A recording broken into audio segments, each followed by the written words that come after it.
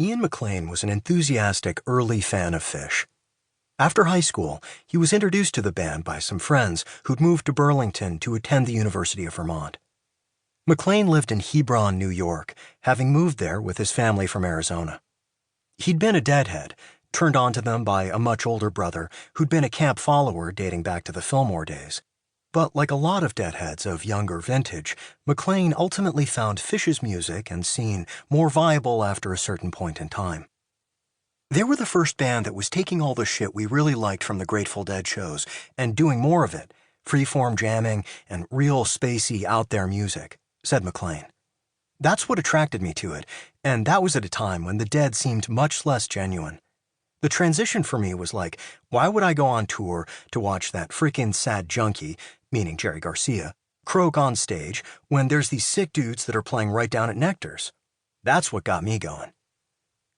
McLean regularly made the hour-and-a-half drive to hook up with his buddies at Phish shows, particularly at Nectar's, a funky restaurant, bar, and live music venue in downtown Burlington.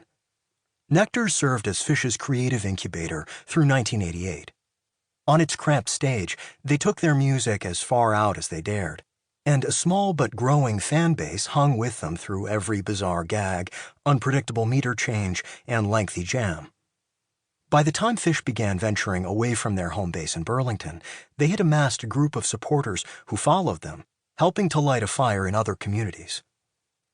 Anchoring the circle in which McLean ran was Eric Larson, a former dorm mate of guitarist Trey Anastasio's and an ardent early fan who hired the group to play at his house parties in Burlington.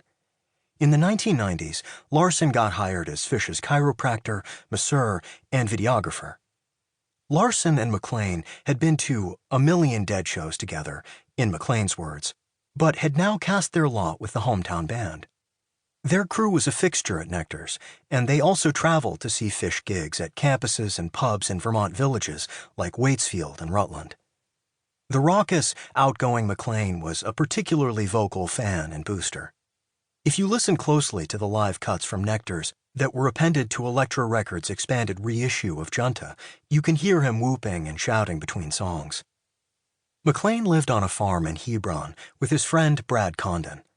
Every Memorial Day, they'd throw a big bash with food and music. It was McLean's job to book the bands and Condon's to roast the pig. These were no small affairs. At one of them, McLean booked 6 bands. The farm occupies several hundred acres, so there was no worry about annoying the neighbors. McLean twice recruited Phish to play on the farm.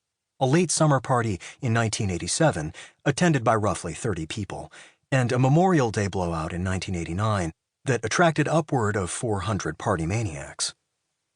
The first of these, held on August 21, 1987, was notable for the sheer number of animal companions in attendance.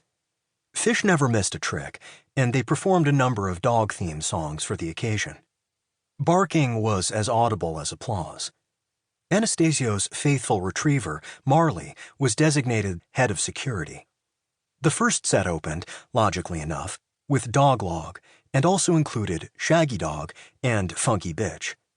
The middle set included Harpua, a protracted narrative about a monstrous canine that devours a beloved feline named Poster Nutbag. The audience was tenfold larger when Phish again played the farm, not quite 2 years later, by which point they'd become a good deal more popular in New England and were beginning to conquer other parts of the country.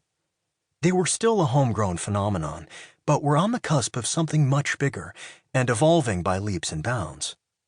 This day-long bacchanal, referred to among fans and tape collectors as Ian's Farm, occurred on May 26, 1989. It was a cool, clear late spring day, perfect party weather. You can just imagine how idyllic and intoxicating the gathering must have been.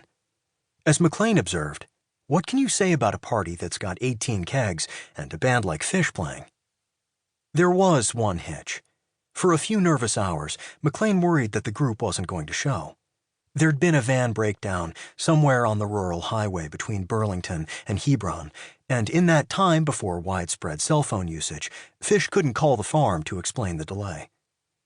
I was a little freaked out, like, oh my God, my boys aren't going to be here, McLean said. But they made it in time to fire up their first set.